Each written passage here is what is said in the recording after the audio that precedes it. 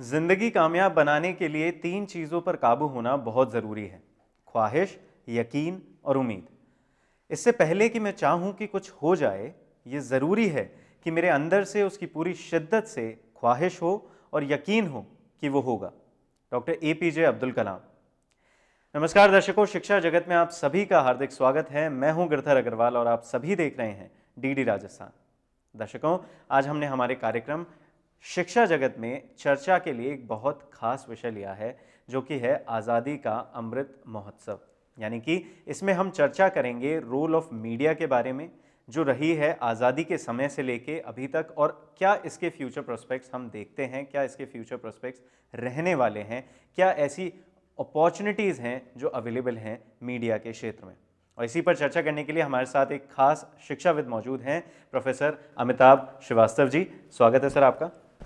आभार। सबसे पहले हमारे दर्शक ये जानना चाहेंगे कि आज़ादी का जो अमृत महोत्सव है, जो एक जन आंदोलन के रूप में सामने आया है, तो it is an intensive country wide campaign जिसे हम कहेंगे, तो उसको हमारे प्रधानमंत्री श्री नरेंद्र मोदी साहब ने एक जन आंदोलन का नाम दिया है।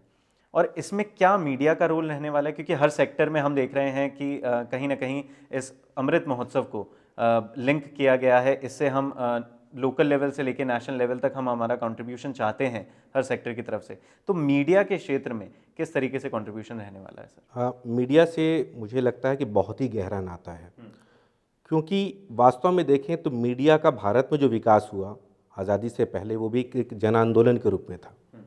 पहला हिंदी अखबार आता है उदंत मार्तंड। पंडित युगल किशोर शुक्ल कहते हैं, ये हिंदुस्तानियों के हित के हित होगा। उस समय उस तरह की बोली थी, हित हितु की जगह हित शब्द, लेकिन भावना बहुत स्पष्ट है कि हमारे लिए इंटरेस्ट जो है वो भारतीयों का हित है। वो कमिटमेंट और फिर वो आंदोलन धीरे धीरे बढ़ता जाता है। हमारे पास महात्मा गांधी जैसा नेतृत्व होता है। और ये कहना बड़ा मुश्किल होता है कि ये पत्रकार पहले थे कि स्वतंत्रता सेनानी। चाहे आप महात्मा गांधी को देखिए, चाहे मदन मोहन मालवीय जी को देखिए, चाहे भूपेंद्र नाथ दत्त को देखिए, विवेकानंद जी के भाई युगांतर जैसे अखबार निकालते हैं और घोषणा करते हैं पहले अखबार में कि फिरंगीर कांचेर माथा, फिरंगी का कटा हुआ सिर चाहिए, अखबार के अंदर लिख रहे हैं। स्वराज जैसा अखबार, ऐसे ऐसे अखबार, इलाहाबाद का अखबार, और कह रहा है कि साहब वेतन जो है हमारी वो 2 सूखी रोटी मिलेगी, 1 गिलास ठंडा पानी, और हर संपादकीय के लिए 10 साल कैद। ये विज्ञापन निकल रहा है और लाइन लगी है संपादकों की, साहब हम और अखबार हुआ, यानी कुछ तो रजिस्ट्रेशन कराने गए और वहीं से जेल ले जाएंगे, और फिर भी रुक नहीं रहा है। मतलब माना यह गया कि अच्छा अखबार वो जो कितने कम दिन चले। सैनिक जैसे अखबार की झंझावात आते जाते हैं और अखबार टिका रहता है। मुख्य संपादक पूरा जीवन समझिए कि जेल में ही बिता रहा है, कृष्णदत्त पालीवाल जैसे व्यक्ति। और चला कौन रहे हैं? युवा, जो बाद में जैसे गायत्री परिवार के संस्थापक बने पंडित श्री राम शर्मा आचार्य। सरकार विरोध कर रही है तो दीवार पे अखबार जाके चिपका दे रहे हैं। वो कमिटमेंट जो आज़ादी के पहले था पत्रकारिता को लेकर के, इसने पत्रकारिता ने वास्तव में इस देश को बनाने में एक महत्वपूर्ण भूमिका निभाई। चाहे वो नरम दल कहिए, गरम दल कहिए, क्रांतिकारी कहिए, हर दल उत्तर से लेकर दक्षिण तक, पूरब से लेकर पश्चिम तक एक ही आवाज़ उठती थी। कोई पत्रकारिता जो है वो हमारे स्वतंत्रता सेनानी, उनके लिए वो जरिया था, अंतर नहीं था समाज सेवा का रूप, वो कमिटमेंट था। हुआ क्या कि आज़ादी के बाद स्थितियाँ थोड़ी बदली। एक तो समस्या ये आई कि अंग्रेज चले गए। अब मुश्किल ये कि वही सारे लोग जिनके सामने नेतृत्व किया वो स्वयं पत्रकार है, तो बचे पत्रकारों के लिए लगा कि भाई किया क्या जाए। तो ये कौन से स्मॉल चेंजेस आप देखते हैं कि उस समय जो आपने बताया हमें, उस समय का जो फेज़ था, जिस तरीके से आपने आज़ादी के समय की बात करी, और उसके बाद जो अब चेंजेस आपको लगते हैं कि ऐसे कंट्रीब्यूशन जो इस जन आंदोलन के थ्रू हम देखना चाहते हैं? मैं वही कह रहा हूँ कि जो अभी बदलाव आया, उसके बाद पहला एक दौर इस तरह का था कि उस समय थोड़ा समय ऐसा आया कि जिस समय हम किंग कर्तव्य विमूढ़ जैसी स्थिति पत्रकारिता के साथ आई, आज़ादी के ठीक बाद से आना शुरू हो गई, क्योंकि सारे नेतृत्व तो हमारा सत्ता में आ गया और वो समाज सेवा कर रहे हैं, उनके प्रति आस्था भी है, उनके प्रति सम्मान भी है, कोई गलत बात भी नहीं। अब पत्रकारिता क्या करे कि पत्रकार स्वयं दोनों ही तरफ हैं। तो कुछ समय ये चीज़ लगी, धीरे धीरे स्थितियां बदलती गईं, आपातकाल आया, पत्रकारों ने कष्ट झेले, संकट झेला और धीरे धीरे उनको समझ में आया कि नहीं, पत्रकारिता को समाज की आवाज़ बननी है। बिल्कुल। और वो समाज की आवाज़ बनने का जो जुनून था, वो आप देखें कि मैं नाम नहीं लूँगा, लेकिन तमाम आंदोलन चाहे भ्रष्टाचार के विरोध में रहे, वहाँ पत्रकारिता ने धीरे धीरे उसकी आज़ादी के बाद एक नई शुरुआत हुई, जो ग्रोथ ग्रेजुअली करते। और यहाँ पे मैं कहूँगा कि बाद में जो सामाजिक सरोकार हैं, उसके लिए खासतौर से दूरदर्शन और आकाशवाणी ने बड़ी भूमिका निभाई, क्योंकि वास्तव में जनता के साथ असल में जो शुरुआत हुई थी वो वहीं से हुई थी, जो उसकी उपज है वो वहीं से है, सबने उसी से सीखा है। बिल्कुल बिल्कुल। दूरदर्शन तो मैं कहूँगा कि मतलब जब यूनेस्को के सहयोग से शुरुआत हुआ तो शिक्षा इसका आधार था कि हम सरोकारों से जुड़े हुए थे, हम पूरी तरह से। और साइट का प्रोजेक्ट था कि उसमें जनसंख्या नियंत्रण 1975 में जो ये मकसद था, ये रहा कि धीरे धीरे, क्योंकि तकनीक थी, इतना हमारे पास साधन नहीं था। डॉक्टर कलाम का मुझे याद आता है, डॉक्टर कलाम के जो गुरु थे विक्रम साराभाई जी, उनसे कहा गया कि साहब आकाशवाणी या दूरदर्शन, उन्होंने कहा कि हमको दूरदर्शन पर भी ध्यान दें, क्योंकि छलांग लगाना बहुत ज़रूरी है कि हम ये तो पुरानी तकनीक के आधार पर चलते चलें या दूरदर्शन के माध्यम से एक छलांग लगाएं। और ये विकास की जो छलांग है, इसमें दूरदर्शन ने जो पत्रकारिता की और लोगों तक पहुंचा, सरोकारों को लेकर के पहुंचा, मुद्दों को लेकर पहुंचा, ये बहुत बड़ी बात थी। और आज शायद हमें बाहर पता नहीं चलता, लेकिन अंदर अंदर उनकी जो जानकारियां हैं, आज भी उनके साथ उनकी एक निष्ठा जुड़ी हुई है। किसान खेती कर रहा है तो साथ में वो रेडियो सुन रहा है, मन की बात सुन रहा है, कभी कुछ सुन रहा है, कृषि के समय उसके पास, उसको लग रहा है कि डिफरेंट मीडियम हो गए, लेकिन अभी भी आस्था, उसका वो कनेक्शन है, वो दूरदर्शन वो कनेक्शन है, बिल्कुल के साथ वो जुड़ा हुआ है। और ये जो चीज़ है, और सोशल मीडिया आने के बाद मुझे लगता है कि और ये सारे माध्यम, एक दूसरे से लोग कहते हैं कि लड़ाई है, प्रिंट रहेगा, इलेक्ट्रॉनिक रहेगा, वेब रहेगा, मुझे लगता है ऐसा नहीं है, कि हर माध्यम एक दूसरे को पोषित कर रहा है, कि जो माध्यम, बिल्कुल। तो आज़ादी का अमृत महोत्सव, आप देखिए कि यही कंटेंट आपका दूरदर्शन में प्रसारित होगा और वही डिजिटल के जरिए डिसेमिनेट होगा सोशल मीडिया। तो इस हर माध्यम एक दूसरे का पूरक है। और आज के दिन युवा पीढ़ी ने, हो सकता है कि आज आप बड़े नाम, पहले शायद गिनती में 10 नाम आप गिन लेते थे पत्रकारों के तौर पे, आज ऐसा नहीं है, लेकिन 1 लाख नाम है और सब छोटा छोटा कंट्रीब्यूशन कर रहे हैं और सब पत्रकारिता कर रहे हैं। तो ये अपने आप में मुझे लगता है कि अहम है, और ये योगदान तकनीक की दृष्टि से हमारे नीति नियंताओं ने जो किया, उस दृष्टि से मुझे लगता है कुछ इसमें अहम है। बहुत कुछ किया जाना बाकी है, मैंने ऐसा नहीं कहूँगा कि सब कुछ किया जा चुका है, लेकिन मैं आश्वस्त हूँ कि हम सही दिशा में जा रहे हैं। बिल्कुल। तो प्रोफेसर साहब ने बताया कि हम सही दिशा में हैं, जिस हिसाब से ये 75 वर्ष बीते हैं, ये बहुत सही साबित हुए हैं मीडिया के क्षेत्र के लिए। मीडिया ने बहुत ही ज़्यादा एक अहम भूमिका निभाई है। अगर हम इस जन आंदोलन को देखें, जिस हिसाब से मीडिया का कंट्रीब्यूशन है वो काफ़ी सहज है और वो काफ़ी हद तक हमारे जो भारतवर्ष जो है हमारा, उसके लिए कारगर साबित होगा। सर, मुझे आपने बताया कि आगे जो है वो होना बहुत कुछ बाकी है, तो ऐसी कौन सी चीज़ें हैं जो आप पर्सनल लेवल पे देखते हैं, जो आपको लगता है कि उसमें बदलाव आने ज़रूरी है? मुझे लगता है कि सबसे बड़ी बात तो ये कि नई पीढ़ी को जो पुराना इतिहास था, एक कड़ी बीच में कुछ टूट सी गई है, वो जोड़ना जरूरी है रोचक ढंग से। और आज़ादी का अमृत महोत्सव जैसी चीज़ें बहुत अहम है।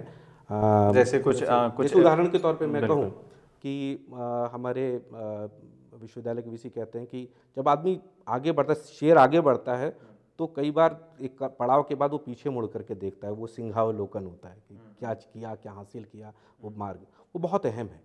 और आज के दिन भी देखिए कि मुझे जैसे लगता है कि मान लीजिए मिसाल के तौर पे सोशल मीडिया को ही ले लीजिए, हुआ ये कि एक कुछ चैम्बर से बन गए, है ना, कि आज के दिन हम दूसरे से संवाद नहीं कर रहे हैं, अपना ही ग्रुप बना है, एक खास विचारधारा, एक खास सोच, और वो लोग आपस में ही चर्चा कर रहे हैं, उसके ऊपर नहीं निकल पा रहे हैं, और दूसरे के लिए, हाँ, इको चैम्बर्स टाइप के बने हुए हैं, और संवाद की जो जिसकी ज़रूरत रहती है वो चीज़ कम होती जा रही है।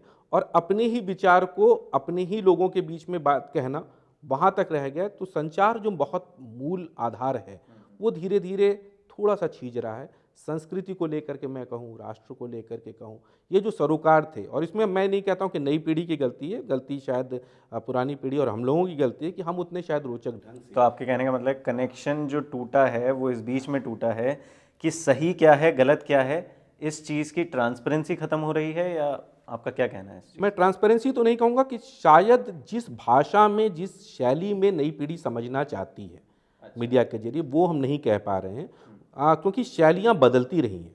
एक समय में कहानियों के जरिए बात होती थी, विक्रम बेताल की कहानियों के जरिए बात होती थी। नई पीढ़ी का तो सर नई पीढ़ी का एंटरटेनमेंट, उनका जो टेक्नोलॉजी के कुछ अलग तरह का साइकोलॉजिकल इफेक्ट भी होते हैं। अब पहले आप उम्मीद करते थे कि वो अगर हम आज बच्चे से कहें कि आप पूरे पूरे संपादकीय पढ़िए, नहीं पढ़ेगा वो, इन्फॉर्मेशन ढाई और सेकंड का उसका, उन दोनों में अंतर कहीं ना कहीं हो चुका है। तो उसको किस तरीके से मुझे लगता है कि ये एक संघर्ष बहुत लंबे समय तक से चलता चला आ रहा है कि एक पीढ़ी कहती है कि साहब इन्फॉर्मेशन जरूरी है, और नई पीढ़ी कहती है साहब मनोरंजन जरूरी है। अब हमको इन्फोटेनमेंट के बारे में सोचना ही पड़ेगा, ये इसके अलावा कोई रास्ता है नहीं कि एक एम्बेडेड चीज़। और वास्तव में मनोरंजन में दिक्कत क्या है?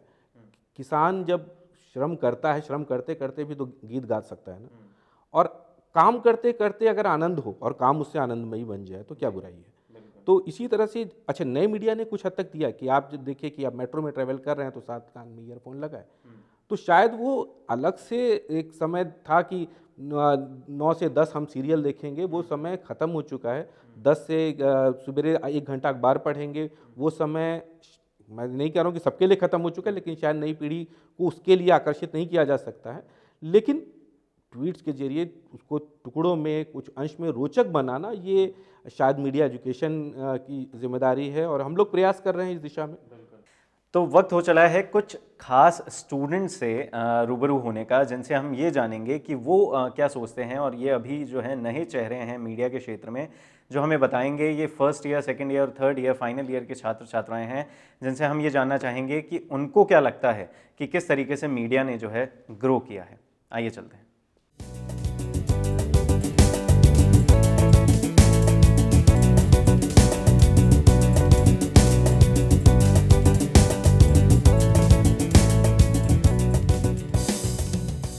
आज हम चर्चा कर रहे हैं role of media in India and opportunities के बारे में। तो इस पर हमारे साथ चर्चा करेंगी। Hello, my name is Anushka Sharma and I am student of bachelor in journalism and mass communication.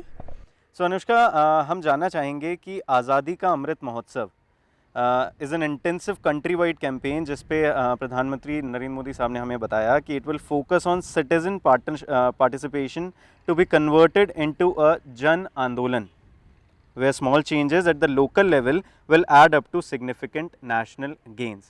तो क्या ऐसे चेंजेस हैं जो आपको फील होते हैं, जो आपने देखे हैं? You been the student of journalism and mass communication.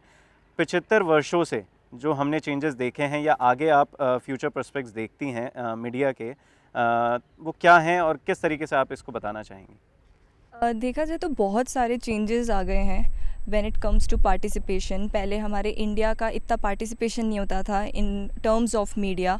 उसके अलावा प्रोग्रेस हो गई है, आज इंटरनेशनल लेवल तक हम लोग जा रहे हैं, अवार्ड्स जीत कर आ रहे हैं, ये सब चीज़ें अपन को दिख रही हैं। देखा जाए तो महिलाओं का भी इसके अंदर पार्टिसिपेशन बढ़ गया है। पहले लड़कियों को घर के अंदर रखा जाता था, उनको अलाउ नहीं किया जाता था कि वो बाहर जाएं और कुछ करें, लेकिन आज मीडिया में जैसे भी है उन सबको एक मौका दिया जा रहा है कि वो खुद को साबित कर सकें।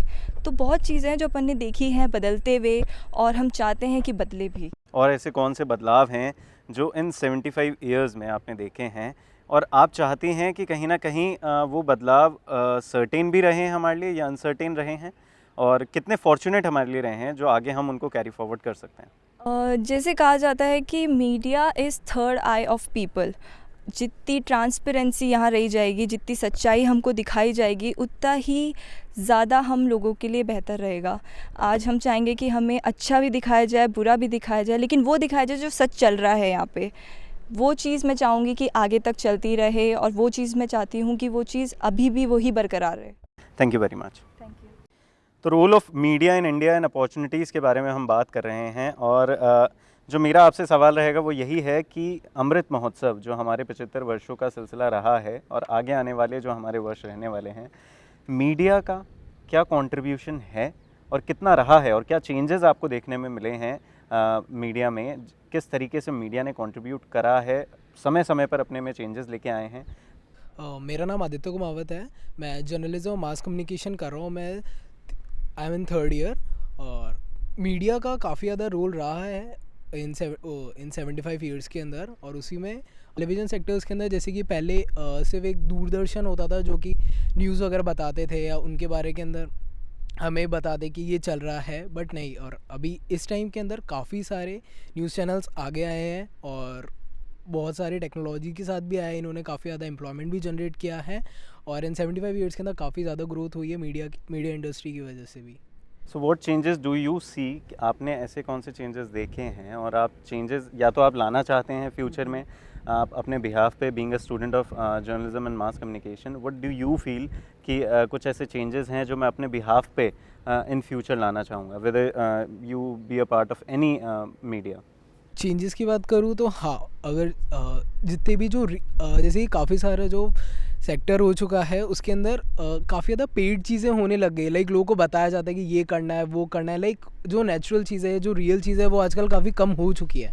तो उसी को लेके कि अगर जर्नलिज्म के आगे सेक्टर में जाता हूँ तो मैं चाहूँगा कि जो भी सच्चाई है वो सामने आए, ना कि जिस चीज़ के लिए मेरे को बोला जा रहा है कि ये ही बोलना है वो ना बोले। Okay, so thank you very much Aditya, it was a nice talk. हाँ, तो रूपकथा आप बताइए कि किस तरीके से मीडिया का जो है कंट्रीब्यूशन रहा है पिछले 75 वर्षों से और आगे आने वाले समय में क्या प्रोस्पेक्ट्स आप देखती हैं मीडिया की तरफ से जो कंट्रीब्यूशन रहेगा कंट्री में, प्लीज़ हमें बताएं।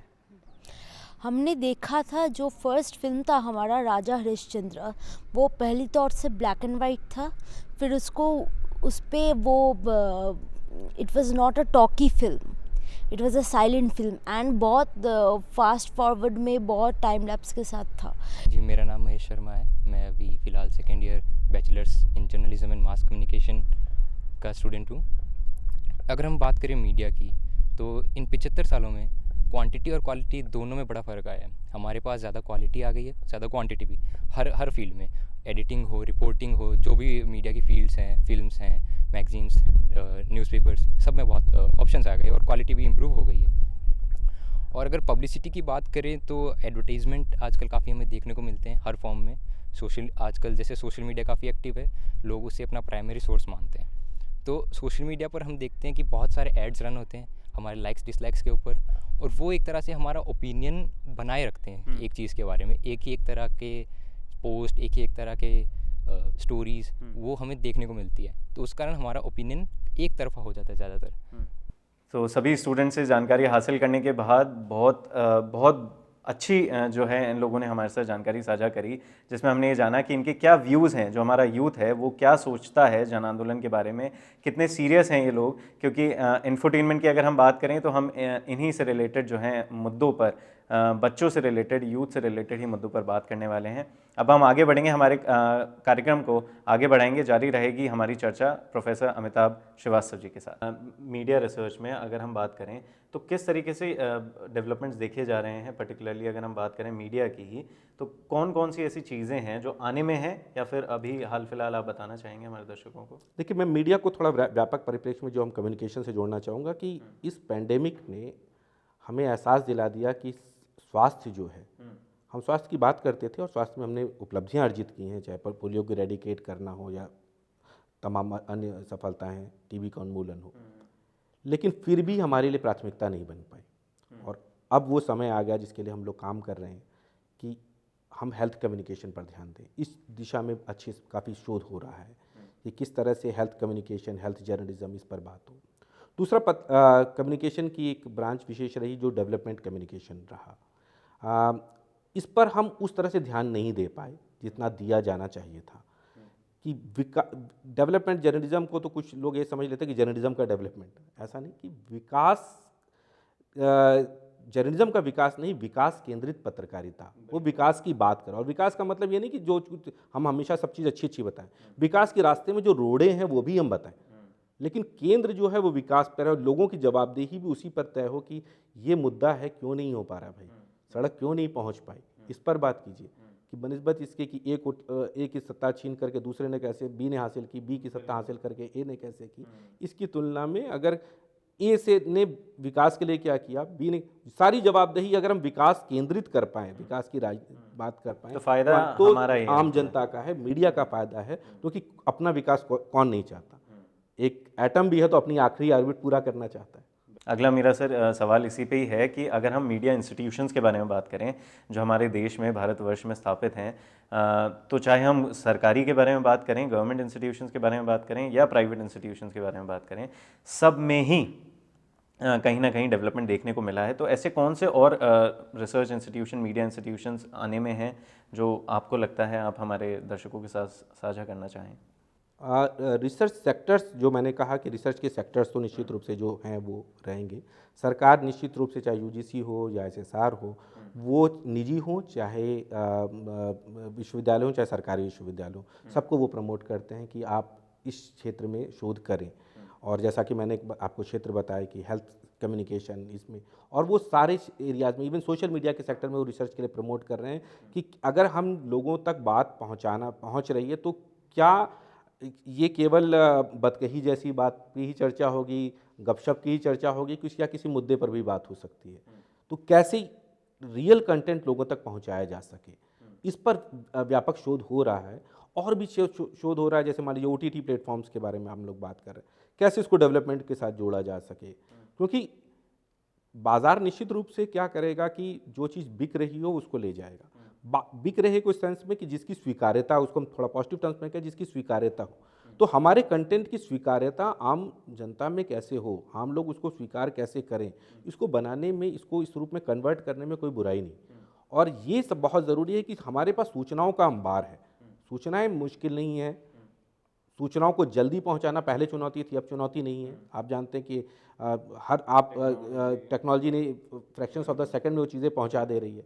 तो अब क्या है, अब content is the key, content पे शोध हो रहा है। कंटेंट बेहतर ढंग से कैसे लिखा जाए, स्क्रिप्टिंग कैसे हो, रिसर्च कैसे हो, वो कम्युनिकेट कैसे किया जाए और ज़्यादा रोचक कैसे बनाया जाए, इस पर ज़्यादा काम करने की ज़रूरत है। ठीक है सर, एक चीज़ कही जाती है, अगर हम इंडिपेंडेंट इंडिया की बात करें, इंडिपेंडेंट मीडिया की बात करें, जो हमारे 1947 के बाद से देखा गया है कि हमारी मीडिया ने जो रोल निभाया है, बुलवॉक फॉर डेमोक्रेसी जिसे कहते हैं, वॉल फॉर डेमोक्रेसी कहा जाता है। यानी कि जो अभी हमारी कंट्री की अगर हम बात करें तो शायद 138वां स्थान होगा 180 में से, अगर हम इंडिपेंडेंट मीडिया की बात कर रहे हैं, जबकि इसे एक वॉल, एक प्रोटेक्शन माना जाता है डेमोक्रेसी के लिए।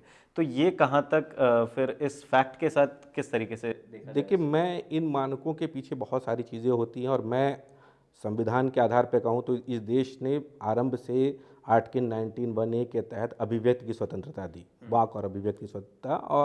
और ये स्वतंत्रता, बोलने की आज़ादी ऐसी आज़ादी है, ये हर व्यक्ति को मिली।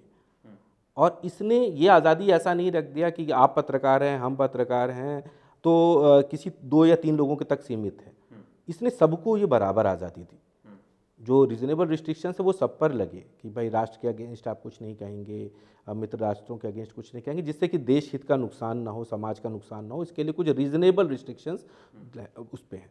ये डे 1 से दिया जा रहा है, क्योंकि मतलब हमारा संविधान जब बना तो इसके साथ बना, हम उस मानक पर खड़े।